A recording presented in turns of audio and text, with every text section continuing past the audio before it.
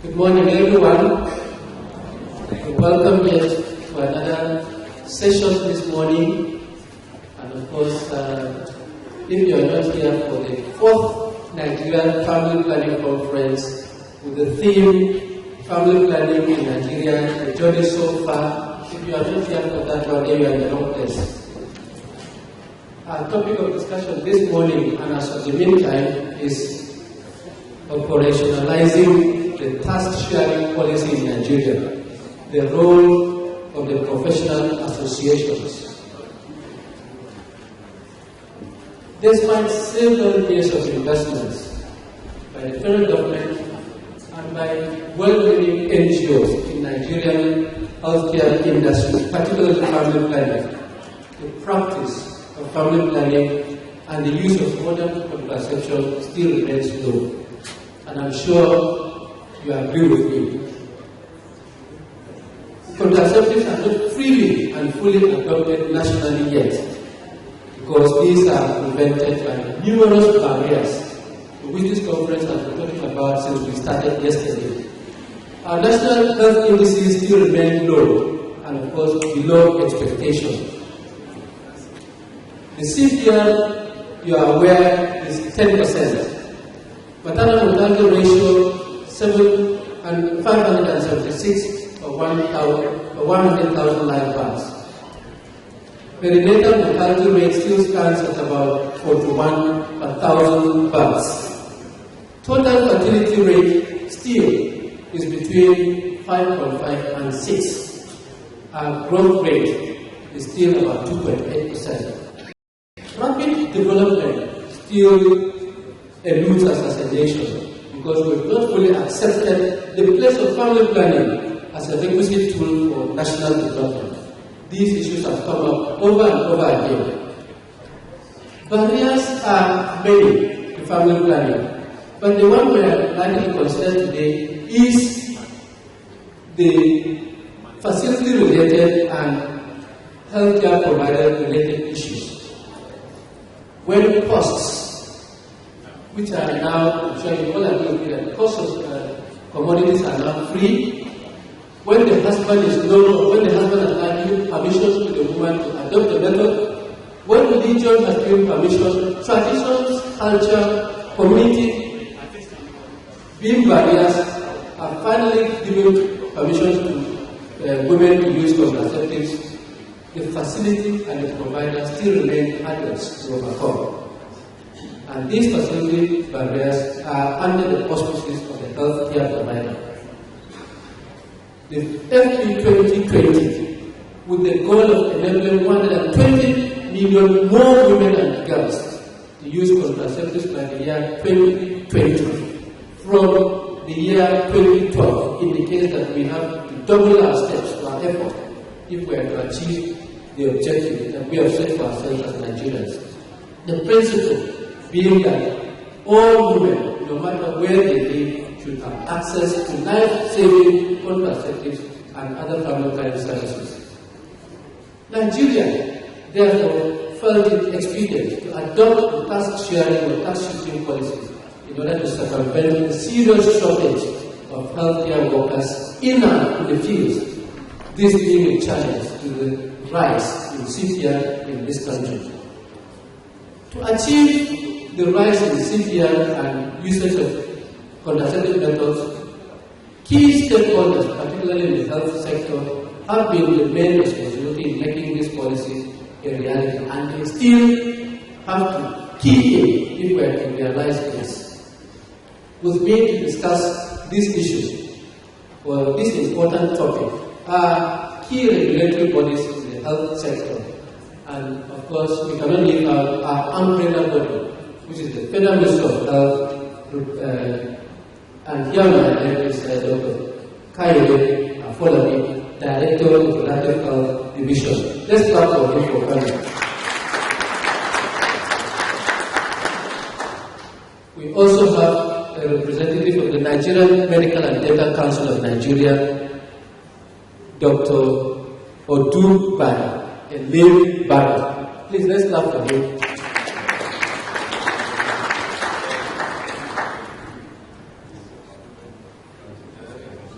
Okay. Yes, we have the representative of the Nigerian Medical Association, Dr. Musa Shehu. He's here. Please, let's clap for him. Yes, we still expect the Registrar Community Health Practitioners Registration Board and representative of Nigerian National Association of Nigerian Nurses and Midwives. I'm sure they'll join us shortly. Now, let's keep the ball rolling. And I turn to the officer, of course, our boss from the Federal Ministry of Health, and asking the question, is there a task shifting or task sharing policy in place in Nigeria as regards the provision of health services and, to be specific, contraceptive services?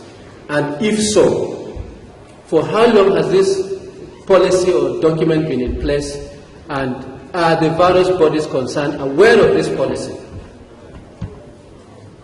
Thank you very much, Mr. Chair, and good morning to every one of us. Yes, the answer to that question actually is very simple. There is an approved tax shifting policy and tax sharing policy for essential healthcare services in Nigeria. And this has been approved as far back as 2014 by the Honorable Minister of Health, was presented to the National Council on Health, and was also approved by the National Council on Health.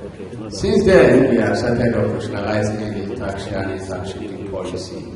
Essentially, what it entails is for us to be able to use more meaningfully our available human resource for health in such a way that we'll be able to allow and build capacity of some lower cadre healthcare provider to provide some services they have not been providing before, especially when it comes to RMNCH. Mr. Chairman, you alluded to the fact that we are not all happy with our health indices, especially the maternal mortality ratio, as well as infant under 5 mortality. Also with contraceptive prevalence rate. I mean, all these indices that we are not proud of as Nigeria, and we are striving very hard to address them. But we can't address them without human resource. And of course, we all know that we have a wide gap in the available human resource to really provide services to meet the needs of Nigeria in different parts of the country. And apart from the fact that human resource available is inadequate, we also have skewed distribution that negates equity of access. For instance, a particular state in Nigeria has over 50% of the obstetrician gynecologists in your country, leaving the remaining 35 states and FCT to manage the less than 50% of obstetrician gynecologists that are left for them. So it has become very obvious that we just have to go the way of tax sharing policy. And how does this affect us in reproductive health? I'll make particular reference to family planning. The policy speaks to allowing the community health extension workers to provide long-acting reversible contraceptives, that is IUD as well as implant. Earlier, they have been approved to provide injectable based on a number of in-country and international studies that show that they could be trained to competency and proficiency, and then be supported with supportive supervision, mentoring. We also not compromise quality as we expand access. So this tax sharing tax shifting policy is here in Nigeria. We are approved. We are operationalizing it. In fact, we have conducted a series of in-service training for community health extension workers in some states in the country. We are embarking on pre-service training now. We're looking at the curriculum of the community health extension workers so that we could situate appropriately the long-acting reversible contraceptives, injectable, in their pre-service curriculum. We know this is cheaper to do than dissipating our resources on in-service training. So essentially, this is where we are, Mr. Chair. Thank you very much. In short, he has said there is a policy. Secondly, he has given us a rationale behind the policy. So let me turn to the regulatory bodies. Unfortunately, we do not have the other two key important regulatory bodies, but all the same will make do with Nigerian Medical Association and Nigerian Medical Dental Council of Nigeria. Have you had or seen this document that is being talked about? Thank you. Thank you very much.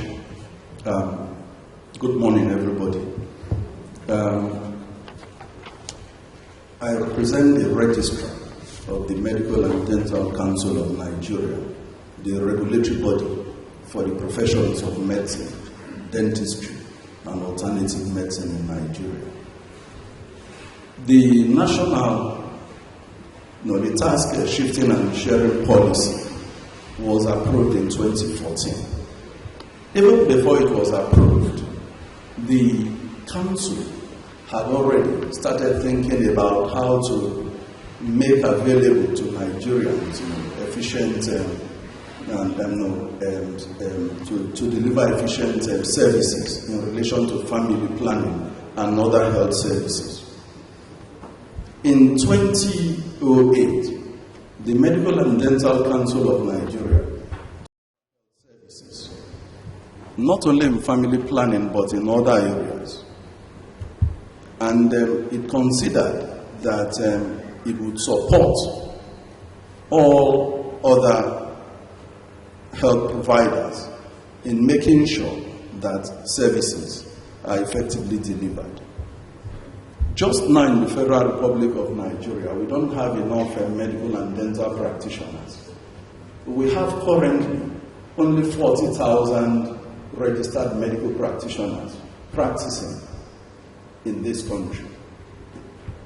Though we have about 85,000 practitioners on our register, only about half of that are practicing here. And if you look at the population density or the doctor density, it's just about one doctor to about 4,250 Nigerians. And that is really very low. So we want to encourage teamwork in the delivery of health services, and we've always supported that. If you go through our Code of Medical Ethics in Nigeria, in Rule 12, we've stated very clearly that registered medical and dental practitioners should cooperate, work in effective teams with other health practitioners to deliver health services. If you take family planning specifically, there are 4 professionals that are involved. The obstetricians and gynecologists, pediatricians, and even general practitioners. But the distribution, apart from the very low critical number that we have, the distribution is also skewed. That's why you have all the very poor health indices that the chairman was talking about. In our trying to support other health practitioners in providing essential health services, we have supported, curriculum development. We have supported them in trying to practice, in ethical ways. But even in the Code of Medical Ethics, doctors and other practitioners are warned that they must only deal with those that are registered by the various health regulatory agencies, because we have to be able to hold practitioners to account in case they do things that are unethical or improper. Maybe I should just stop at that for now. Thank you. Same question. Okay. The same question goes to the representative of Nigerian Medical Association. Are you aware of this policy? For how long have you been aware of it? And are you sure do you know the contents? And do you have any problem with your members ceding some responsibilities to the other professionals? Good morning, everybody. I bring you greetings from the President of the Nigeria Medical Association. Now, the NMA as a professional body is aware of the tax shifting policy of the Federal Republic of Nigeria. But and as an association, it has no problem with that policy, knowing that the job of providing healthcare services to Nigerians cannot be carried on the doctor's shoulders alone. So it's a policy that we welcome, and it's a policy that we are willing to help the federal government in implementing.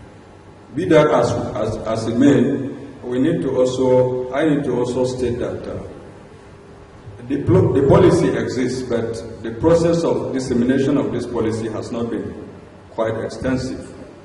I did a very brief check yesterday where I practice. I'm an obstetrician practicing in Abuja here.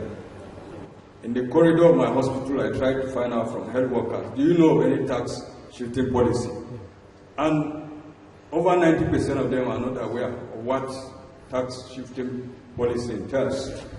So I think the government needs to do more in the area of dissemination of this policy, so that we as healthcare workers will be carried along, and then we will do all within our own various domains to domesticate this policy. Thank you very much. I think we're getting some things out of the discussions. They are aware of a task-shifting policy in health, particularly as regards family planning and the practice of, for example, insertion of implants, insertion of IUDs by nurses and midwives, and to a certain extent, community health extension workers. The other issue that we have to consider is, over the years, this issue has raised its head up, and it is not very good for the health profession. When I was still a trainee, I looked forward to this grand ward round where doctors were there, nurses were there, pharmacists were there, and other people were there, and I'm sure my very senior colleagues will allude to that. Now, my senior colleagues, this is long gone. It's long gone. Everybody does ward rounds on his own, and I'm sure you'll agree with me, and I am an ardent believer that this is counterproductive to patient care. When a doctor sees a patient, the nurses come later on to do a ward round, the pharmacist comes later on to do a ward round. I don't think that contributes positively to patient development. What do you think, unfortunately the other professional bodies are here, do you think this is a healthy development, and how do you think we can go back to those days to make sure that we put things in place that will be very, very effective in patient care? Thank you, Mr. Chairman. I think the rivalry currently existing in the health sector is not healthy and is not going to do us any good. And that is why the Nigerian Medical Association last year tried to even convey a meeting so that all these various associations will come together and dialogue to see how we can move the health sector forward. So I think it is a topic that is pertinent and topical, that we need to look at it critically. Our patients are suffering. Like my senior colleague said, it is quite true that when you go for ward round now, in fact, in extreme cases, you find where when doctors are doing ward round, as soon as nurses or pharmacists join them, they stop teaching because of this rivalry. I think it is no good. Knowledge is universal and it's not supposed to be hoarded.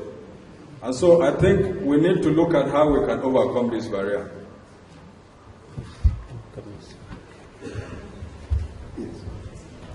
When it comes to interprofessional rivalry, I think for the sake of our patients, we should continue, or we should just work as a health team. If we consider the patient as the center of all our activities, then we should all see the need to work together. Interprofessional rivalry is even worse in the public health service. In the private sector, you don't find such disturbing situations. What do I think is the solution to interprofessional rivalry? I think we should have delineation of rules. What should the role of each health provider or each health cadre be? Once you are able to define those roles and assign them specifically to each of these cadres, then this anarchy that we are having will be eliminated. We should know what the doctor's role should be. If you have a team that is composed of so many healthcare providers, then there should be some form of order. People should know what they should be doing. And of course, there should be a leader who should just be a member of the team. He shouldn't really lord it over others. I think we should go back and look at how we, how to address this issue, assign rules, and also of communication. I think there are ways you will talk to people. A doctor will talk to a nurse, or a midwife, or a community health worker. And at the 53rd National Council on Health meeting, the importance of continuing professional development programs was stressed. And I think there was a resolution to that effect. What we see here, we don't see in so many other climes. So the importance of communication, I think, should be stressed, should be an important topic, as to address the issue of rivalry. Thank you.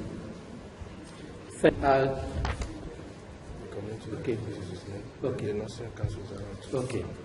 We are lucky to have a representative of the Nursing Council that has just arrived. Please join us on the table, on the high table. Again, a representative of the Community Health Practitioners Regulation Board of Nigeria, Mr. Mwapuru Bartholomew. Please join us on the table.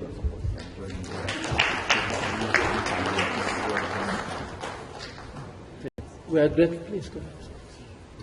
We're happy that they are here, and I'm sure they've listened to part of what we've been saying. Yes, please. Yes, before we move forward, I think we need to have you fully integrated into the discussion. Now, we started off with the policy, its content, and I'm sure you answer that question, then we'll move forward. Thank you. Thank you very much, the Chairman. We are aware of the content. And we're in support of the federal government and all the efforts that are being made towards improving the health care of our citizens. So that is why we join all stakeholders who champion the cause of the citizens, not the cause of the professionals. We join all professionals in the spirit behind that shifting document. Thank you very much.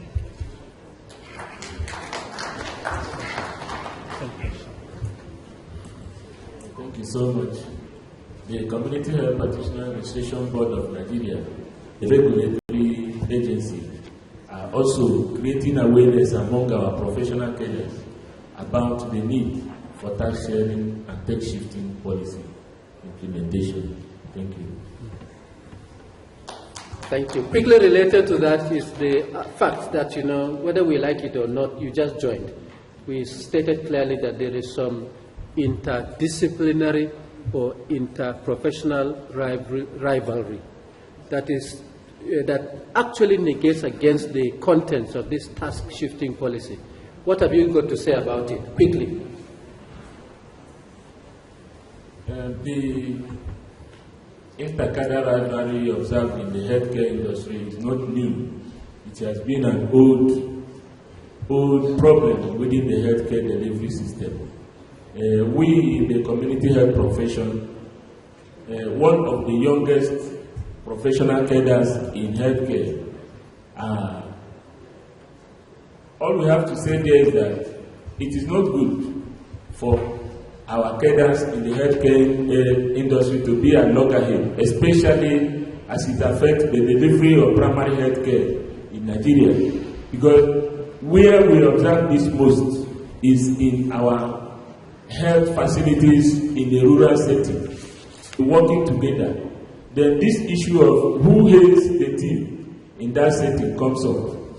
The midwife will be proving that she or he is the right person to head. Then the community health officers on the other side will be proving or saying that primary health care setting should be headed by a community health officer.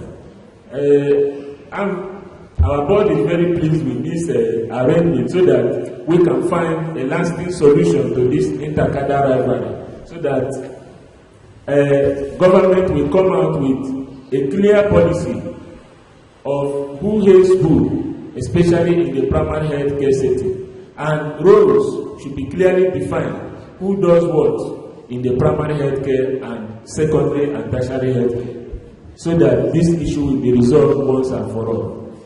Thank you. Thank you. We are relating this to task shifting.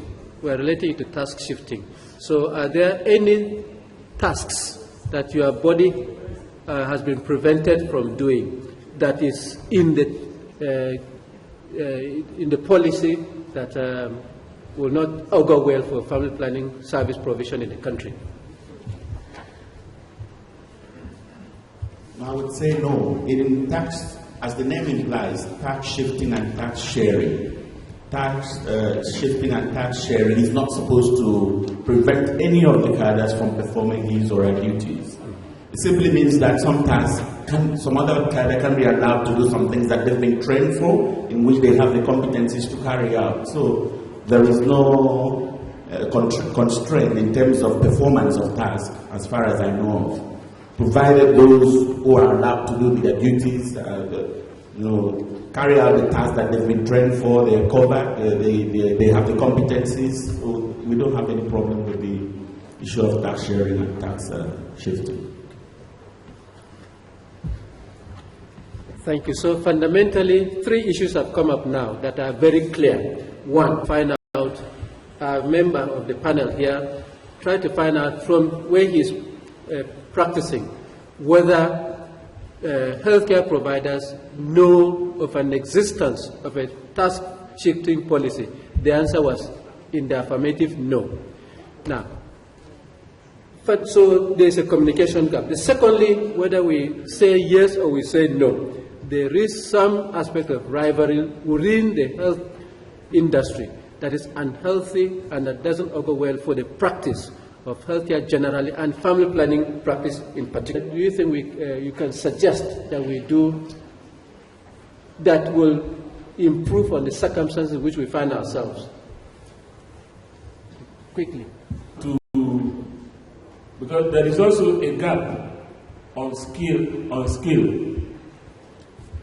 There is need that community health extension workers choose that in the rural areas, they are most of the time the only people found in place.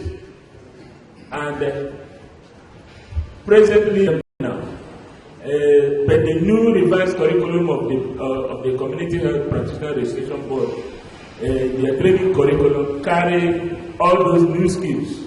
So there is need for CHUs to be well trained in the new skills that is to be shared to them. So this skill gap is needed so that community health extension worker mostly that these new skills are shifted to will be efficient to deliver the skills as needed.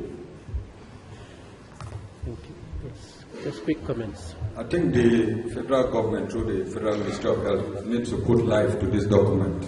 There are steps that have been outlined on how this policy should be implemented, Sure. from pre-service training to in-service training. And then the document itself needs to get to the real users. Let them know that there's a paradigm shift in how healthcare provision is being planned for the country, so that everybody that works in the healthcare industry will be carried along. Comments. I think we need to also look at those who train. A few weeks ago, I participated in the national community health exams, and that was exactly what I saw. Those who train the Jews should first be trained. There are a lot of them that have been churned out who are practicing. We need to go out and train them. There's another issue, curriculum development. How adequate does the present curriculum reflect, the task shifting policy? Those are issues we must consider. Thank you very much. If we go into the villages, the health workers who are practicing in the community do not know of these documents, and some of them have not even seen it. We may be fortunate to see it here and read it. And two, there should be proper supervision, monitoring, and evaluation. So, tasks have been shared, yes, some tasks have been shifted. Have these practitioners been monitored? Have they been supervised? What's the feedback? How are they doing? We need to look at this. If there are issues that have to be addressed, it is proper monitoring and evaluation that will bring this to the fore so that it could be addressed. So, the task sharing and shifting documents is still in the ministry. It has not gone out. Even those who try to access it online do not have it. So people are still referring, as of yesterday, people are still referring to the 2004 National Health Policy. That's quite obsolete. Over 12 years or more. The new one should be made available. People in the Federal Ministry of Health, so that everybody will be carried along, and then we'll be able to work as a team for the betterment of the healthcare delivery system. Thank you. Thank you. Yes, training has come up as another issue again. And of course, the recommendations and regulations following the task shifting policy demands that anybody that's going to do the new task must be trained and certified. Must be trained and certified. So it is not, for example, the midwife that has not been trained to start doing procedures like insertion of implants and the rest of them, not at all. Now, I think we'll not leave the audience out of this interesting discussion.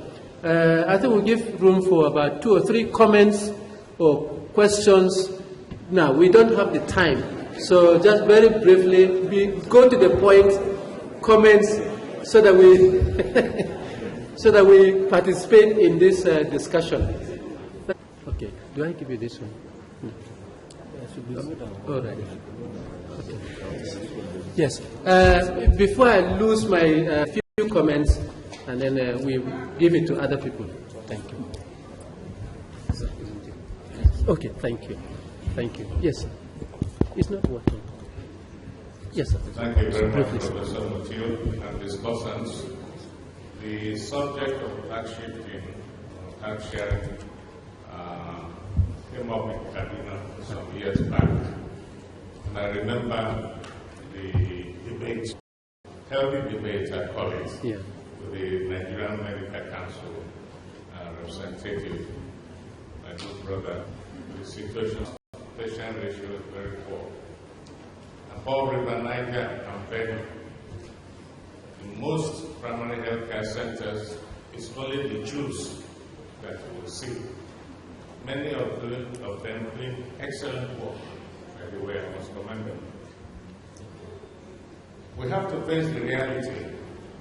Some of these tasks can be shared or stepped down. And as professional people, we should not be territorial. We have been too territorial. Even our colonial master, Great Britain, they introduced about 20 years ago nurse specialists, nurse consultants, doing many things that originally the doctors are doing. And they were very professional because they were properly trained. So training is very key. That's right. As regards the policy, I'm glad that all of you said that many of our professional colleagues do not know about it. This is a minus for Nigerian government, not just the ministry alone. On the SDG, I just finished. I remember at the meeting in Lagos, I asked some of the people serving us at that conference they've ever heard of NDG. None of them. This policy. We have not stepped it down to the health workers, not to talk about the public who are the beneficiaries of our work. So we need to do something about that. Interprofessional rivalry. Ladies and gentlemen, we should not agree. Just like you said, in the past, Yes, sir. we had good Cordial. relationship with our professional colleagues. That should be resuscitated again. Thank you. Thank you. Yes. Maybe this line now. And lady, gender, please. Gender. Sorry, sir. Good morning, and thank you very much for the discussion. I just would like to suggest that if this is the filter across to all health workers may be difficult, not only this, the one on categorization and others that the minister has launched, let's make them available so we can access and download them. Thank you. Thank you very much. To answer your question, it's already on the website. I want to look at it from the curriculum innovation perspective. We've been talking about curriculum development, perspective of the hardware, which is the task shifting. I want us to look at the software, which is the social and biometric communication. From pre-service, it will go a long way into removing the rule in the China show. We've worked with the regulatory bodies to ensure that we integrate HPCC into the curriculum, even the tools. Because this is the only way by which you can, because it was very, very robust in those days. And there was nobody who is more able to know how the software. By this, I'm referring to HPCC. Thank you. Thank you very much. One person from that side. Yeah. Question, and it goes to the representative of NFP. Yes. Does he know about tax shifting policy in Nigeria? What did you do as a person, and what did you suggest to the institution? Maybe popular demand. Just one person from this side. I beg you. A lady. I beg you. We spend 3 hours here. Will not finish. Briefly, ma'am. Thank you. Good morning, everybody. My name is Dr. Mr. Chairman Ezenyemo. Yes. I'm the Executive Secretary, Anambra State Primary Healthcare Development. A significant group working in primary healthcare, not represented here. Okay. Environmental health officers. Because in Anambra State, for instance, the agency was created 2015 January, and as we speak, the environmental health officers, joined by about 5 other unions, have taken the government to court, contesting, Please remain on the health officers, for instance, because the person representing the community health workers talked about issues of who heads who in the primary healthcare area. So what are the environmental health officers? Because they are posing a problem really in primary healthcare delivery in my state. Thank you. Okay, thank you very much. Thank you very much. Thank you very much. Members of the active. 1 second, 1 minute, please. Yeah, my name is Aminu Hassan, the Executive Secretary, Primary Care Taraba State. I am a beneficiary of tax shift and tax sharing. I'm not a medical doctor by profession. I am a community health worker that have grew from grass to where I am today. I want to signify exactly what we want to happen in the health sector. All we need is teamwork. Teamwork. That's the truth of the matter. Because no one can do it alone. Thank you. Yes, thank you. In the matter of seconds now, what is your recommendation for your people after this discussion? Yeah. What is your recommendation? What are you going to take back to your members after this discussion that we've had today? Please, quickly, 30 seconds. 30 seconds, thank you very much. Well, we've already started doing a lot. Let me just be very specific. Somebody mentioned the groundwork rounds. Yes. That is part of the content of the current mandatory continuing professional development for all nurses in Nigeria. Sure.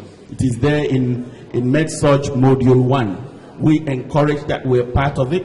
And I personally have benefited from that type of training. Sure. So we will still continue to re-emphasize that during our continuing professional development program. Let's read these, and then we have a robust discussions. And if we have additional issues that we may like the ministry to know of, we will channel that to the appropriate quarters so that it could be addressed. Thank you very much. Thank you, sir. 30 seconds.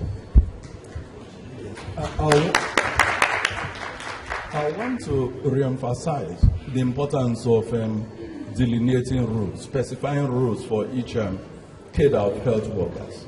Nigeria is at the level outside the health facility regulatory bodies. Some of them don't have more than 2,000 members. We have 14 health regulatory bodies in this country. If you go to South Africa, they have the Health Professions Council. People come together even at the level of regulation. In Australia, you have the same thing. But I'm sure if we are not careful, we create more. And even at that high level of regulation, we will start the process of division. There's too much anarchy in the system. Thank you very much. First of all, there's a question that was directed to me. Yes, part of a lot of the healthcare workers out there are not aware of tax shifting. So I've done part of it. As an individual, I've done a lot of tax shifting where I work, and I want them to do that. And then as an association, I will brief the Nigerian Medical Association at the next meeting next month in Lokoja. And if it is possible, I'll liaise with one of the agencies. What will the ministry do to better this relationship and service? 30 seconds. Thank you very much, Mr. Chair. I further additionalize the tax sharing tax shifting policy. There are three issues that have critically come out here today: issue of dissemination of the policy itself, curriculum development, and capacity building. We have actually done the national dissemination, and all the states were present, including all the professional bodies here, as well as the Nigerian Medical Association. We also take it up from there and make the policy widely available. And where they think they want to adapt, the state can assist along with our partner. They have gone to some states to further disseminate, like Kwara State, Ogun State, and the rest of them. I'm happy the chairman said this already. We have reviewed the curriculum of the truth, but we want to further create the family planning content of the tax sharing, tax shifting policy guides. And we are working with them presently on this. We'll soon conclude that. Then on capacity building, thank you very much. Thank you very much. I think we have to bring the discussion to a conclusion because we've been told that time has run out. Shifting policy. We have noticed communication gaps, professional issues, interprofessional issues, and from now onwards, we hope that each of us here, and of course, I am sure we've also agreed on the operationalization of the policy at our service. The barriers to family planning should now cease to be issues in our various centers, and that means these would be increase in contraceptive prevalence rate, and we will be moving very close to the CPR of 36%. Pathfinder International, I wish to thank members of this panel for the discussions that they have put forward openly, and I'm sure we benefited from it. Also, the Federal Ministry of Health that has allowed us to practice in these facilities, we are also grateful. Our sponsors, AFP, Advanced Family Planning, the Pathfinder International itself, we remain grateful. To you, the audience, we cannot but thank you. And I know that if given the opportunity, you would have taken all the 1 hour. But please bear with us. The organizers of the National Family Planning Conference, we also are grateful. Journalists here present, we are appreciative of your being here. And I know you have promised that you will report nothing but the truth of what you saw and heard. policymakers here present, we also are grateful. It is that will achieve the movement to FP 2020 and get our CPR to rise. Policy on the website, and it will come out for you. And there are two versions. There's the approved one and there's the one that is prior to the approved one. Please, of this conference.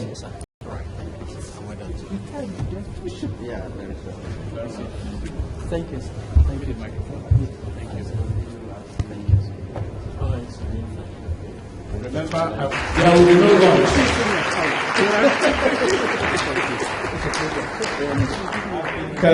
Everybody knows the way to go right now, based on our proper audit of our healthcare personnel, is to task shift, which is one of the special events. As we carry along to get the major players to come, I just want to share some of that. I remember way back in 2003 or 4, we had just started our program in Kano State, and then when we walked into the Murtala Mohammed Hospital, what I saw that day made me cry for 2 hours when I got back to my hotel room.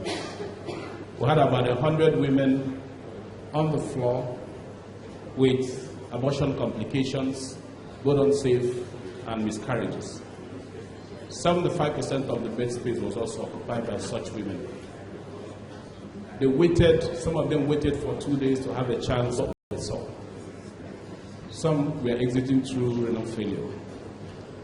I couldn't contain myself. I had to run back to my hotel room, shut the door, and I did what women do to live longer than men. I let out the steam by crying. I cried for 2 hours.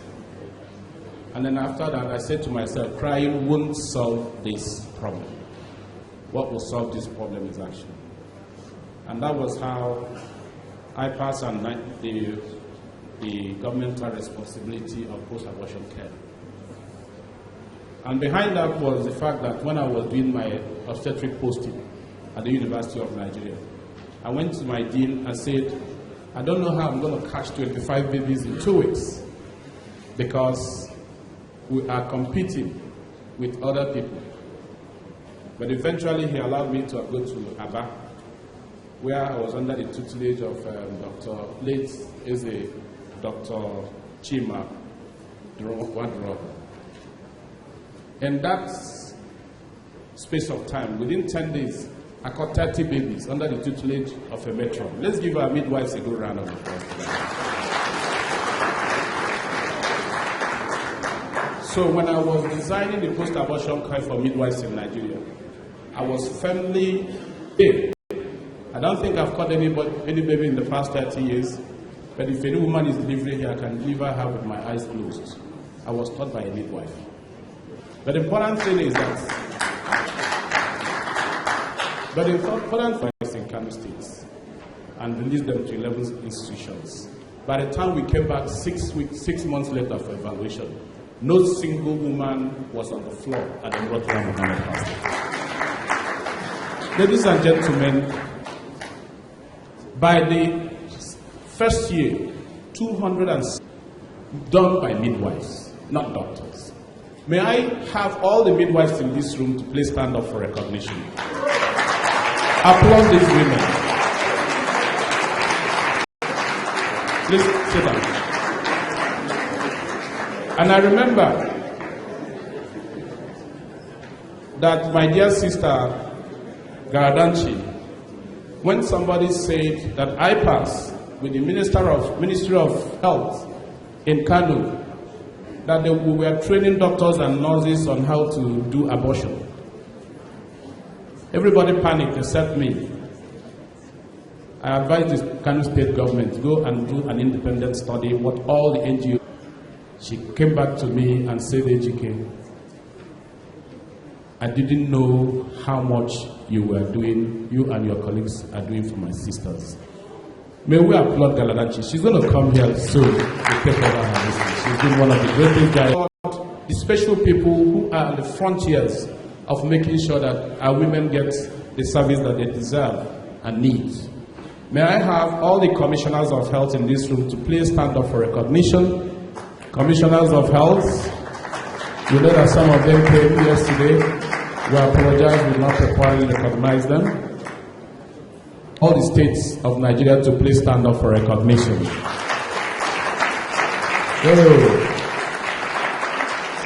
These are going to be the giants who are going to make sure that our women, children, and every other person gets health care at the primary care level. So let's applaud them very well.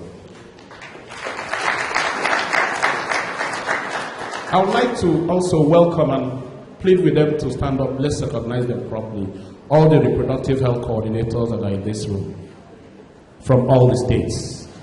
Please, ladies and gentlemen, applaud this wonderful people. If you are working in any of the states and you haven't touched base with these people, then you have not started. We want to thank you immensely. Finally, the people that coordinate while we are all here.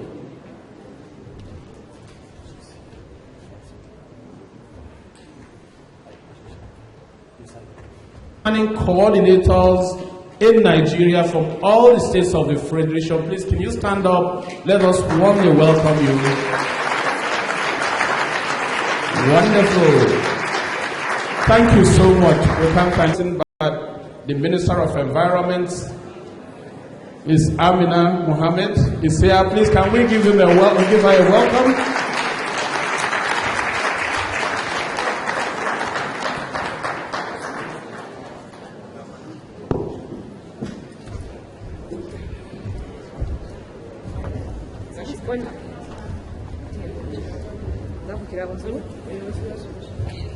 Let me quickly invite the top table so that we can take our national.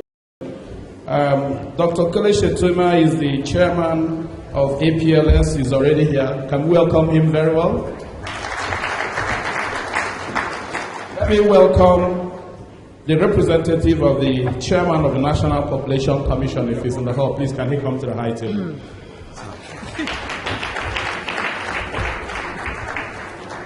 Let me also welcome the country representative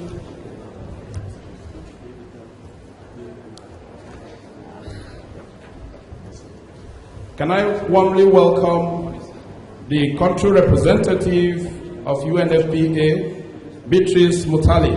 She was here yesterday. Please give her a good round of applause. They have been the key drivers of reproductive health in Nigeria.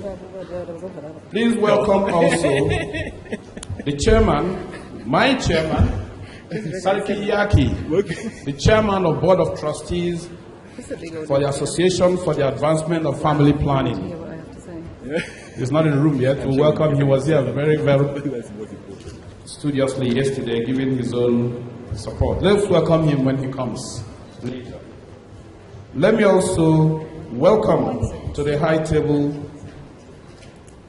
Professor Akin Mabogunje. He is a giant in the healthcare sector. Please, can somebody escort him to the high table? This is Ijele, the Igbos will talk. The Nukumang, the great masquerade.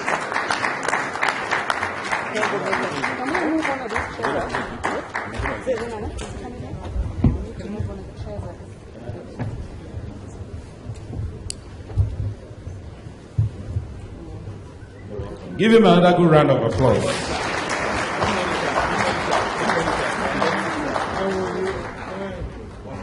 Let me also welcome the panel discussants for this morning. Can you please warmly welcome Professor Douglas Nwabo? Yes. Professor Douglas Nwabo is in the room. Let me also welcome Ms. Priscilla Lucia Baifo.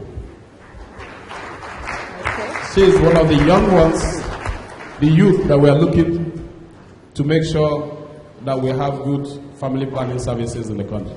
Please give her a good warm welcome.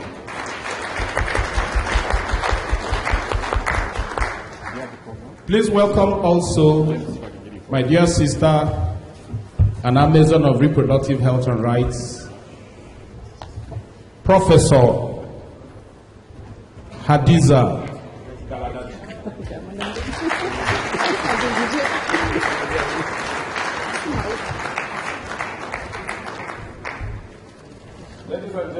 please can you also help me welcome Professor Brian Adema, the President of Society of Gynecologists and Obstetrics of Nigeria. Good morning, sir.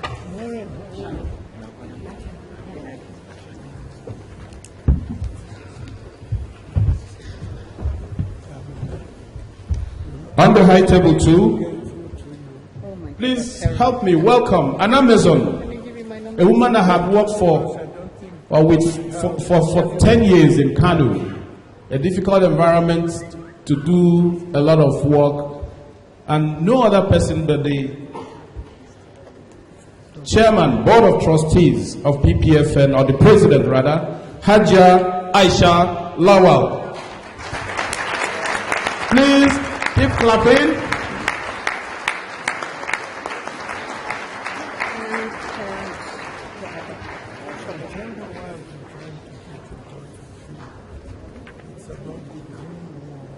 Oh yes, I've repositioned. Dr. Ibrahim is working her.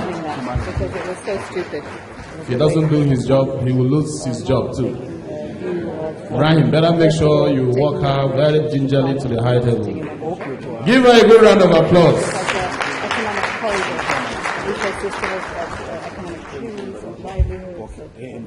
I think we are properly constituted, and I would want us to please give honor to Nigeria, the national anthem, please.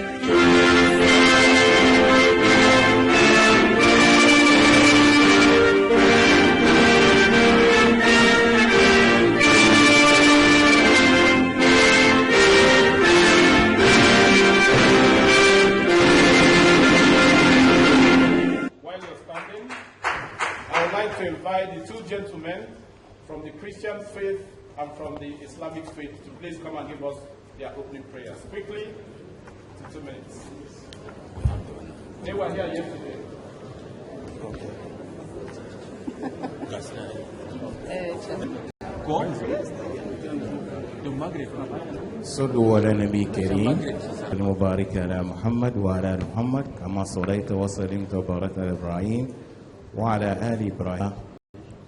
For His grace upon every one of us, and for His grace and the LOC and the supporters of this conference, we appreciate all what are starting today's edition. May the Almighty guide us through, guide our thoughts, guide our understanding.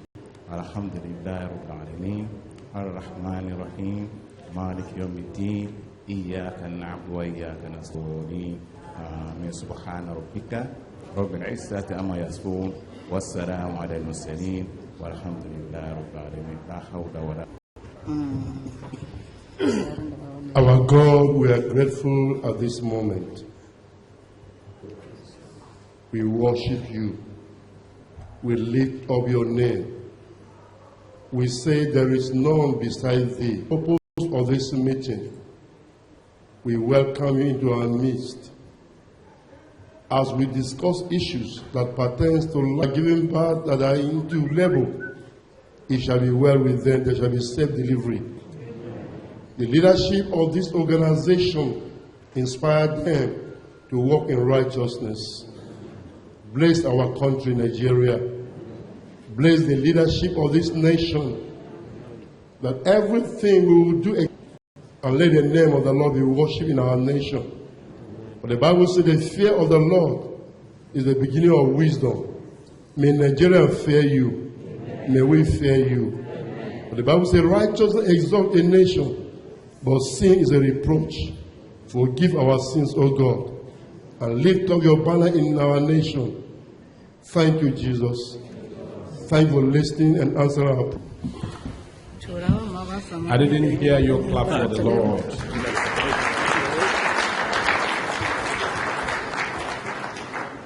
Ladies and gentlemen, a great Amazon walked into this room. Did you people realize that?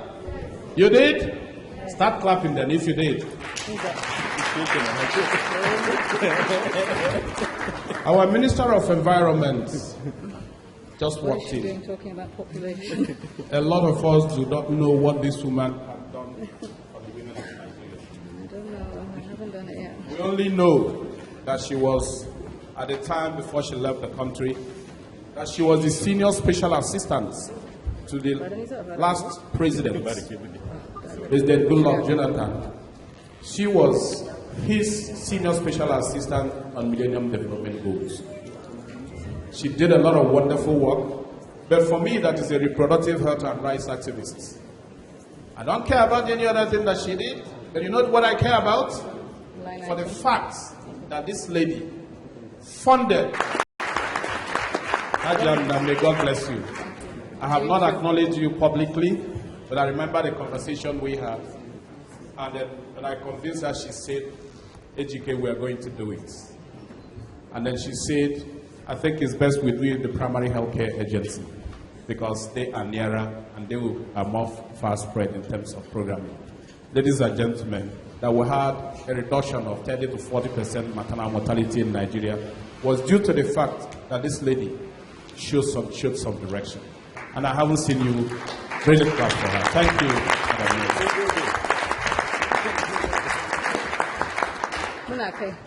I've paid my courtesies to everybody on this table, so we're going to go immediately into the action points. I want to welcome my dear friend and colleague. For 20-something years, we've been struggling to make sure Nigeria gets what it deserves in terms of reproductive health care. I want to invite the African Director of Makada Foundation, who is also the chairman of APLS, Dr. Kole Shetima, to give us his welcome address. Kole, please. Good morning, everyone. Good morning, everyone. Excellent. AGK has not established the protocol. I am terrible with protocols. So I am in a very big dilemma in terms of the protocol. I will attempt to establish the protocol by recognizing the Honorable Minister of Environment, Hajia Amina Mohammed, the chairperson of this occasion, Professor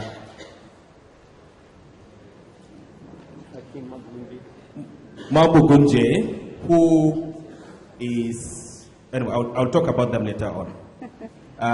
The representatives of the UNFPA, the representative of the National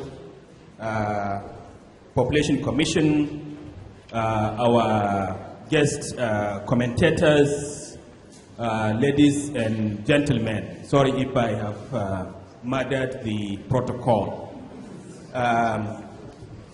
Indeed, it's a privilege to welcome you all to this, our annual lecture.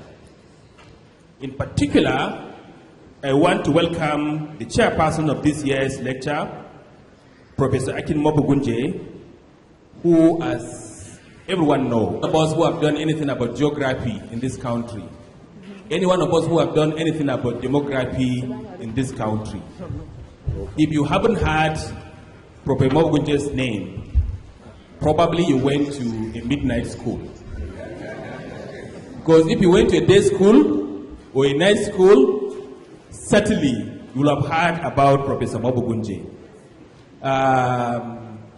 You know, one of the occasions that I met him, I don't think you will remember this, but was in Geshua in Yobe State. I think that must be like